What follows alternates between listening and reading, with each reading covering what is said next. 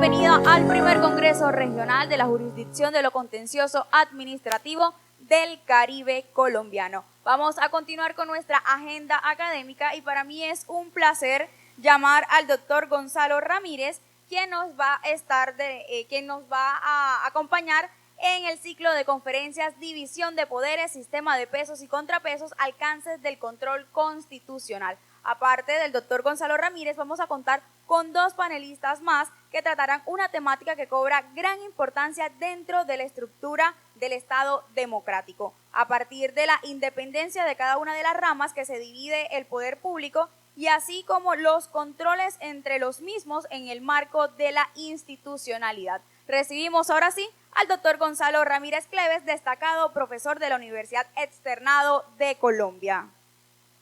Buenas tardes a todos y todas. Es para mí un placer estar acá en Cartagena, estar aquí pues en este primer encuentro de la jurisdicción contenciosa, Congreso Regional de la Jurisdicción de lo Contencioso Administrativo del Caribe colombiano, en una ciudad tan bella como Cartagena y en este entorno también tan lindo como este Palacio de la Proclamación.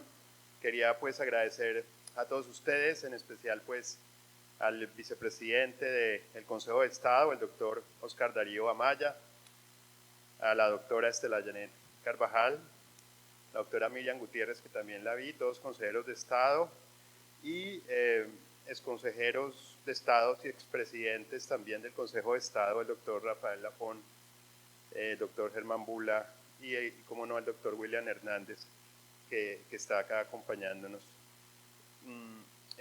Quisiera agradecer especialmente al doctor Luis Miguel Villalobos, presidente del Tribunal de Cartagena, y a Jean Paul Vázquez por la invitación.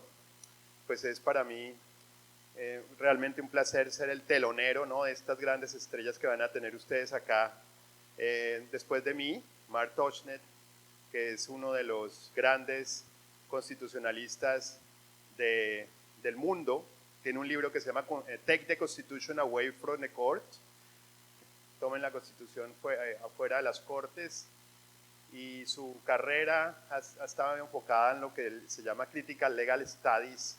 Ha sido uno de los pioneros en la crítica del rol que cumplen los jueces constitucionales en una democracia y es realmente un referente muy importante a nivel global. Thank you, Mark, for being here.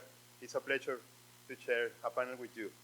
Y también a David Landau, amigo mío de hace años de la universidad, ambos de la Universidad de Harvard, que yo creo que es el heredero pues, del profesor Mark Toshnet, que pues ha trabajado hace mucho tiempo en Colombia sobre temas relacionados precisamente con el que vamos a hablar, que es el de la reforma constitucional, los límites de la reforma constitucional, la posibilidad también de que las Cortes muchas veces pues tengan ese tipo de decisiones que hagan control judicial de lo que se trata de, pues, lo que tiene que ver con la democracia, ¿no? La división de poderes precisamente es el título de este panel, el sistema de pesos y contrapesos y el alcance del control de constitucionalidad. Lo ha trabajado también David Landau muy bien, con una idea que se ha vuelto pues realmente viral, por utilizar algún término, que es el abuso del constitucionalismo, ¿no?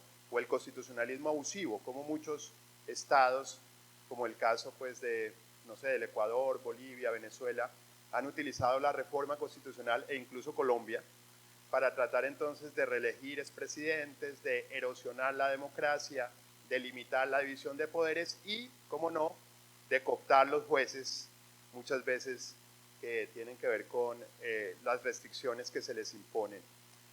Pues entonces la presentación tiene que ver con esto. Vamos a hablar en primer lugar de la reforma a la Constitución, la sustitución de la Constitución en Colombia, dilemas y soluciones. Es un poco lo que he venido preparando. Acá tienen ustedes como unas bases teóricas realmente de lo que es la reforma constitucional. Está aquí el señor Thomas Jefferson en una de las, pues aquí en la imagen. Él tuvo una serie de cartas que intercambió con Madison en un momento en donde se estaba discutiendo si era bueno o no reformar las constituciones cada tiempo, porque pues se necesita en últimas estabilidad jurídica, pero también se necesita renovación de la legalidad, de las constituciones, del marco jurídico supremo. Y ellos consideraron, o Jefferson le contaba también a Madison, que es importante que una generación de muertos no regule los destinos de los vivos y que cada generación debería tener su propia constitución. De esta manera ellos recomendaban para la época que las constituciones se tenían que reformar cada generación, que más o menos era 19 años para la época lo que era una generación. Es una idea de que la constitución de los vivos pues tiene que corresponderse a cada generación. Esta idea pues de la reforma constitucional, sin embargo, tiene una tensión que va a ser con la idea también de qué vamos a hacer si la constitución se vive reformando, que puede estar pasando en Colombia y que es un caso que realmente ya ha desbordado pues, los límites en el caso mexicano. La Constitución de 1917, la Constitución de Querétaro, pues ha sido ya reformada más de 300 veces, y la Constitución colombiana de 1991 pues ya ha sido reformada en sus 31 años o 32 años, pues más de 50 veces, y esto es una preocupación, es decir, llega un gobierno y propone un paquete de reformas constitucionales y de esta manera muchas veces pues se aprueban y la Constitución parece que ya se está deformando, ya no es la misma que los que elaboraron inicialmente esta Constitución, porque se va a hacer una serie de cambios que van a ser reformas, ¿no? En este caso son modificaciones constitucionales, pero que también podrían implicar algo más grave, que es eliminar algún presupuesto básico. Piensen ustedes como jueces y juezas y magistrados y magistradas, lo que tiene que ver con la independencia, la autonomía de la rama judicial, su administración misma, ¿no? Los recursos de la rama, que son, como saben ustedes, administrados por el Consejo Superior, y que eso le da una independencia a la rama. ¿Qué pasaría si un presidente pues, trata de limitar esta autonomía y esta independencia? ¿Qué pasa a través de una reforma constitucional y que se la apruebe el Congreso? ¿Cuál podría ser la limitación? ¿Cuál podría ser la restricción cuando los poderes, los otros dos poderes, ¿no? El Congreso y el gobierno, tratan entonces de alguna manera de limitar un poder tan, pues que debe ser tan cuidado como el poder judicial? En esto pues lo que se ha tratado de hacer es buscar una serie de limitaciones que pueden ser en este caso pues unos límites formales o ya en el caso colombiano, como lo vamos a explicar después, unos límites materiales. Límites formales a la reforma de la Constitución tiene que ver con lo que también se llama en la doctrina cláusulas pétreas o cláusulas de intangibilidad expresas, ¿no? En el caso alemán se habla también de eternity clauses, cláusulas de eternidad, y es algunas disposiciones que están en la propia Constitución que no permiten que se reforme la Constitución por determinadas circunstancias. Pueden haber unos límites formales de carácter temporal, que no se reforme la Constitución, por ejemplo, en 10 años, o en 15, o en 20. Al inicio del constitucionalismo se presentaban esas cláusulas pétreas. La Constitución de 1821 de la Gran Colombia establecía que no se podía reformar en 10 años.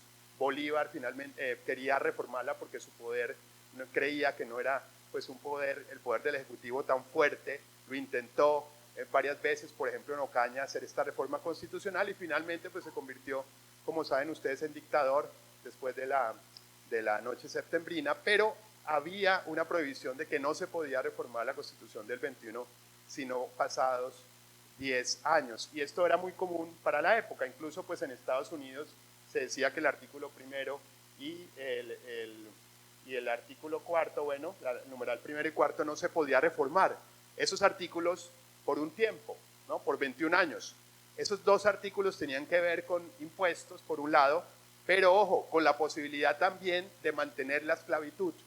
A pesar de que la Constitución Federal de los Estados Unidos, pues saben ustedes que es revolucionaria, con relación a que pues se independizaron de Inglaterra y todo, y pues propuso un régimen republicano, quisieron mantener la esclavitud con una cláusula de intangibilidad por 21 años.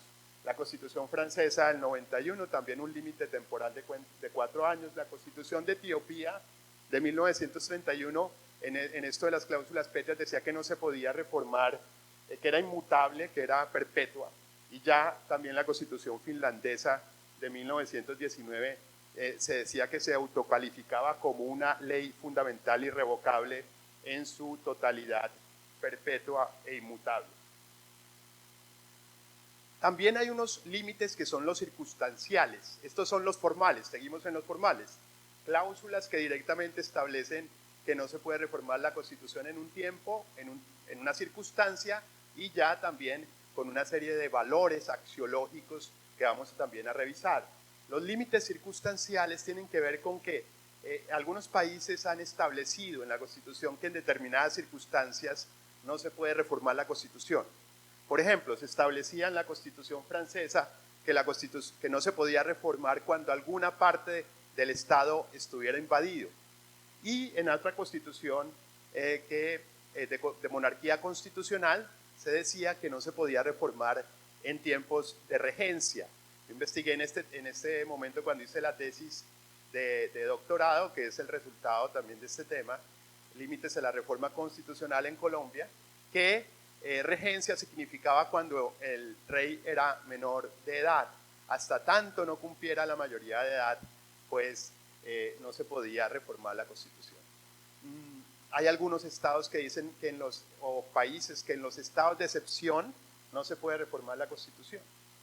Nosotros en el artículo pues, referente, ¿no?, a la Asamblea Nacional Constituyente, el artículo 376, se establece que esta es una posibilidad, ¿no?, de convocar la Asamblea y que mientras funcione la Asamblea no se puede reformar la Constitución por los mecanismos ordinarios.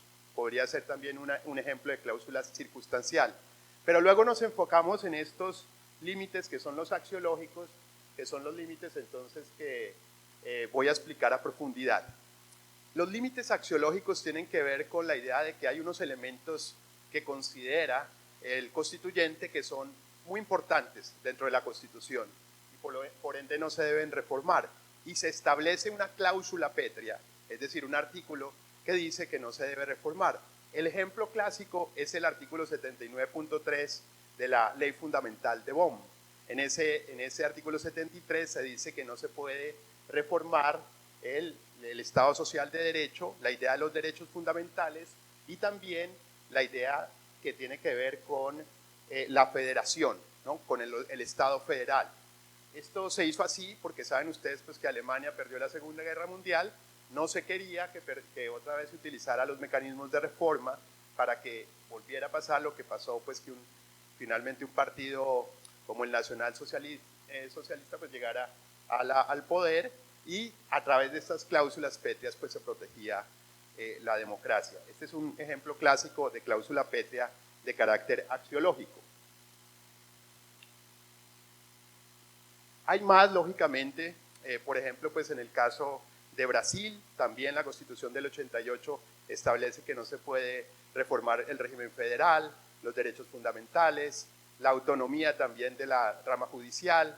En el caso también de algunas constituciones históricas en Colombia, la Constitución del 21, la Constitución del 32, la Constitución del 43 e incluso la Constitución del 30, pues establecían cláusulas pétreas de carácter axiológico, ¿no? La Constitución francesa dice que no se puede reformar la República, la Constitución italiana dice también que no se puede reformar la República, y hay una Constitución muy especial que es la Constitución portuguesa de 1976, que establece una serie de limitaciones axiológicas del poder de reforma constitucional que tiene que ver con los derechos fundamentales, la división de poderes, pero también con elementos que tienen relación con el momento en que se hizo esa Constitución portuguesa. Esa Constitución se hizo en un momento revolucionario, la Revolución de los Claveles, que era de tipo socialista, digamos socialdemócrata, y lo que se estableció, por ejemplo, era que pues, los trabajadores tenían que participar en las decisiones de la empresa, que los medios de producción también tenían que ser en parte estatal. Entonces, esta es la Constitución, la portuguesa, la que más tiene cláusulas pétreas en el mundo. Sin embargo, hay una serie de críticas con relación a esto. ¿Han funcionado o no las cláusulas pétreas? Y lo que vemos es que tenemos que hacer un análisis profundo.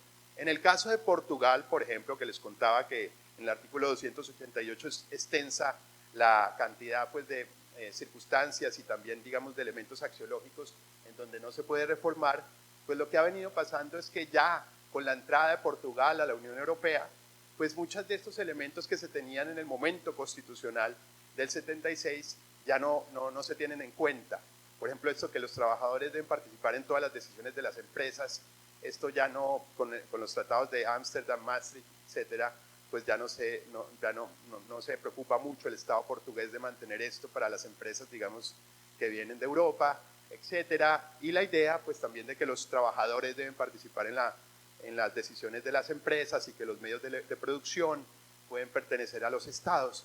Entonces hay un señor que se llama Almeida Santos, que establece que estas cláusulas pétreas de carácter axiológico han sido ya, pues se puede entender como inconstitucionales por el desuso, porque no se usan, por ende, entonces él considera que ya son inconstitucionales, cosa que a mí pues, no me parece que sea correcto. Luego está también el caso de Francia, que establece que la república es una cláusula pétrea, pero en el caso de Francia e Italia, ese carácter de república se ha no solo limitado a lo que puede ser la diferencia entre república y monarquía, sino también a la idea de que república puede ser la división de poderes, la protección de los derechos. Se ha extendido la interpretación de lo que significa la república.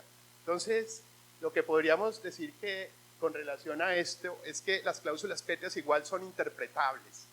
Fíjense, en el caso de Portugal no se usan. Aún en el caso alemán existe dos o tres decisiones del Tribunal Constitucional alemán en donde eluden la idea de que se tendría que limitar una reforma por las cláusulas pétreas que están establecidas, como les dije, en el artículo 79.3, principalmente con temas que tienen que ver con la limitación del Estado federal, en temas administrativos, en temas, digamos, que tienen que ver con la administración de algunos de los aspectos de la Unión Europea. Con lo cual, entonces, si se pueden interpretar, decir que no se aplican, si incluso son minimalistas, como en el caso de Francia, y se amplía la interpretación, entonces lo que vamos a decir es que las cláusulas pétreas sí son importantes, hay un referente, hay un parámetro, pero eso no quiere decir que no se pueda llegar a ampliar la interpretación de ese parámetro, incluso pues reducir la interpretación de ese parámetro. Nos quedamos entonces con el otro tipo de cláusulas que son los límites materiales, y es que algunas constituciones, como en el caso por ejemplo de Colombia, no tienen cláusulas pétreas, no tienen cláusulas de este tipo. Entonces lo que tenemos acá es un problema, porque sí, existen unas mayorías en el Congreso, ¿no? Aún con la rigidez que se tiene que aprobar en 8 debates, con mayorías, digamos, absolutas en la segunda parte de los debates, aún con la rigidez que se tiene en las reformas por acto legislativo, lo que puede pasar es que se puedan llegar a hacer reformas constitucionales que tienen que ver con principios básicos de lo que se entiende por constitución.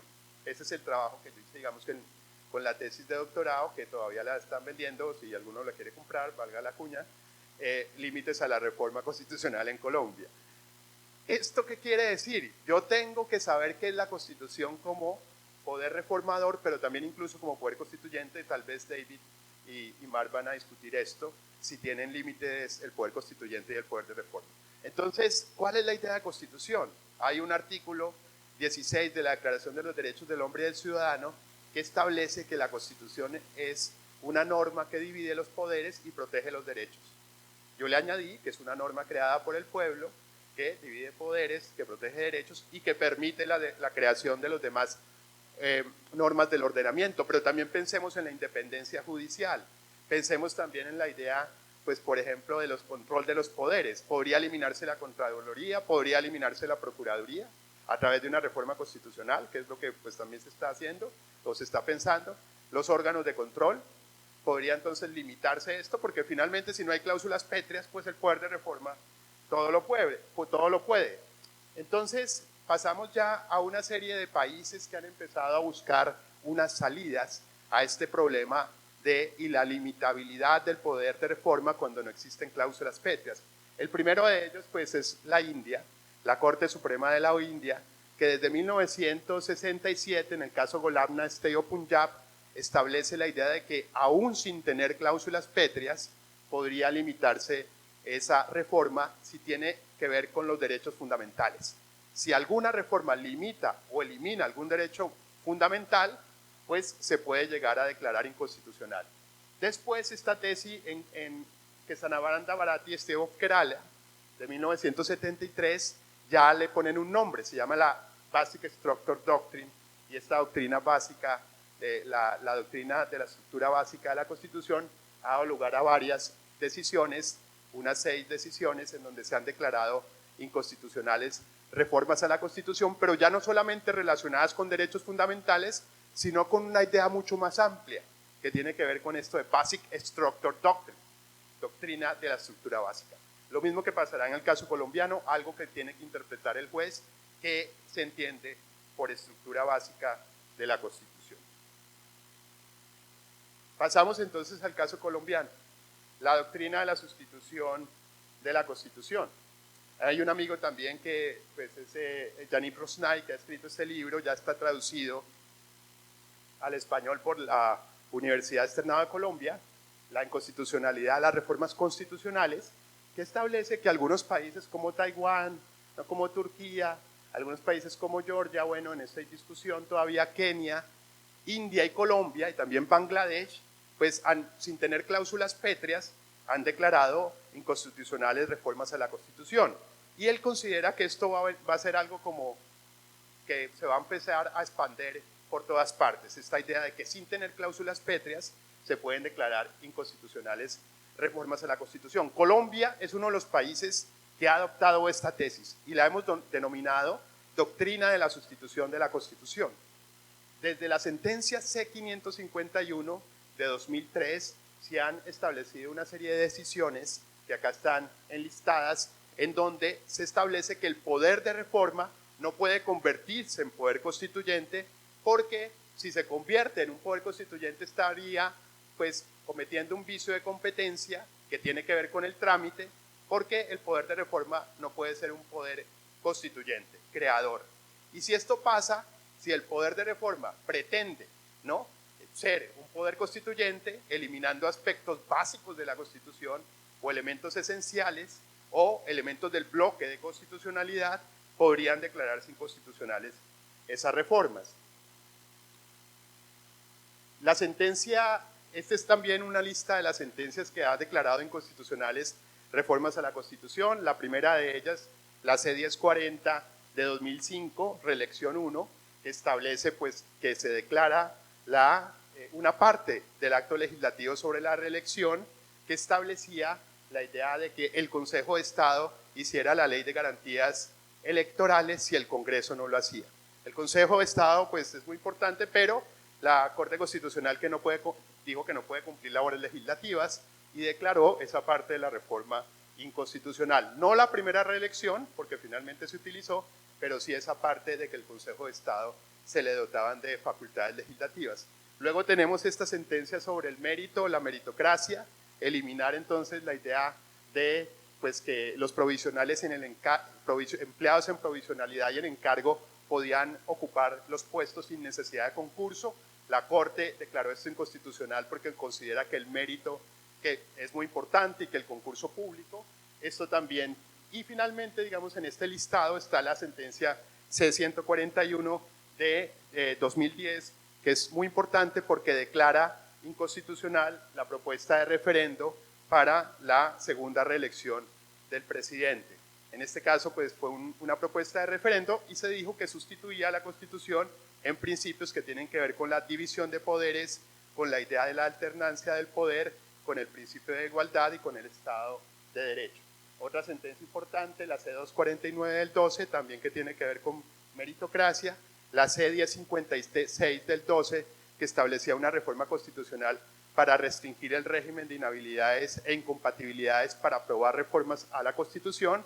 La Corte declaró inconstitucional esto, pensando en el principio de rigidez constitucional, y estos otras sentencias que tienen que ver con el equilibrio de poderes, que tienen que ver, pues, dos sentencias que pues, establecieron la idea de la modificación del Consejo Superior de la Judicatura, declaró pues constitucional la sala administrativa, pero inconstitucional la idea de, o mejor, digamos, constitucional la idea del Consejo de Disciplina Judicial, pero no la idea de que se eliminara la sala administrativa del Consejo Superior. También entonces lo de aforados. Esta sentencia ha tenido muchas críticas porque se dice que en realidad pues los jueces constitucionales en este caso también tenían que ver con la idea de que eran aforados y no debieron tomar estas decisiones.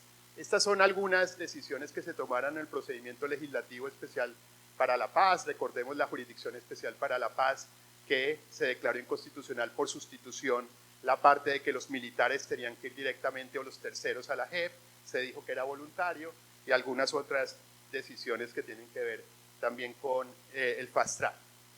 La última decisión pues es la C249 del 21, que como saben ustedes declaró inconstitucional la idea de que la prisión perpetua revisable fuera incorporada a la Constitución de 1991. Nosotros hemos visto, ¿no?, que la Corte Constitucional ha utilizado unos tests para tratar de moderar o restringir su propia potestad, porque la cuestión es, mire, tenemos un gran poder y es declarar inconstitucional reformas constitucionales, pero ¿cuáles son los elementos? ¿Cuál es el parámetro de constitucionalidad si no tenemos cláusulas pétreas? Entonces, son los elementos básicos de la Constitución, pero ¿cuáles son ellos? Entonces, finalmente se han establecido ya a partir de sentencias, pero la Corte ha utilizado el test de la subsunción, de los 3 pasos y unos test relacionados con la ponderación y la proporcionalidad para tratar de establecer si en realidad pues, se trata de una reforma a la Constitución o una sustitución de la Constitución. Vamos a ir concluyendo. La primera conclusión es, porque esta tesis ya tiene 20 años, que a 20 años de la introducción de la doctrina de la sustitución de la Constitución se puede decir que ha sido utilizada por la Corte en la mayoría de los casos de manera adecuada.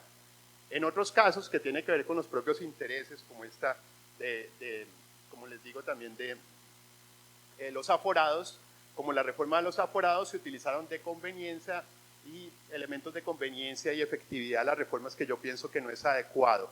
Muchas veces cuando los argumentos tienen que ver con la conveniencia y la eficacia de las reformas, y no si realmente se sustituyó, esto es un problema.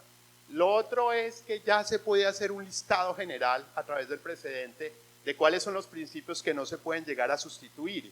A partir del precedente que ha construido la Corte Constitucional, por ejemplo, se ha dicho que el Estado Social de Derecho es un principio básico, la separación de poderes, pesos y contrapesos, la igualdad, los derechos de las víctimas, la paz, el mérito, la rigidez constitucional, el marco jurídico democrático y participativo. Entonces ya se puede establecer más o menos unos principios básicos de la Constitución. También me parece que las metodologías que se han utilizado para restringir este poder son adecuadas para la contención de la discrecionalidad y la amplitud que tiene la Corte, y pues en estos pues han sido utilizados pues de una manera adecuada.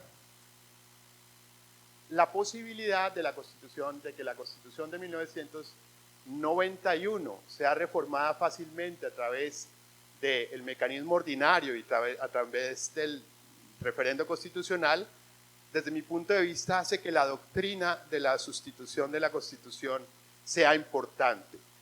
Volviendo al título de este panel, considero que es un contrapeso. Tiene problemas, la discrecionalidad de cuáles son aquellos elementos que no se pueden sustituir, el mismo test de sustitución, pero acá en Colombia ha protegido, desde mi punto de vista, la democracia constitucional, ¿no? La decisión C1040, que tuvo que ver del 2010 con la reelección, o la C141, perdón, con la reelección, a la segunda reelección del presidente, y algunas de estas decisiones, que lo va a contar también David y Mark, ya son unos referentes que hacen parte del canon global del derecho constitucional como unas decisiones muy importantes que han protegido lo que nosotros consideramos como la democracia constitucional. Hay que mantener la doctrina, pero lógicamente hay que buscar una serie de medidas para tratar de ver cómo se utiliza esta doctrina de la sustitución. Muchas gracias nuevamente.